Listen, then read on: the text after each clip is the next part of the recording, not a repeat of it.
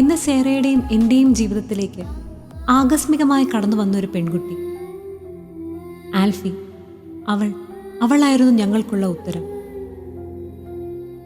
അവളിലൂടെയാണ് ഞാനും തിരിച്ചറിഞ്ഞത് എന്തുകൊണ്ട് ദൈവം മറ്റൊരാളിലൂടെ നമ്മളിൽ പ്രവർത്തിക്കുന്നുവെന്ന്.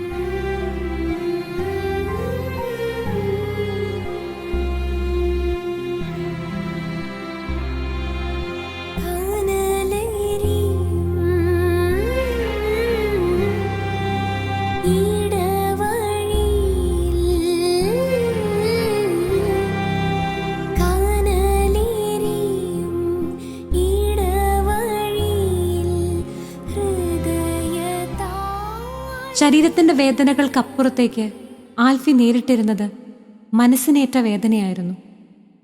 അവഹേളനത്തിൻ്റെ നടുവിലേക്ക് വീണു പോകാതിരിക്കാൻ അവൾ എന്നും പ്രാർത്ഥിച്ചിരുന്നു.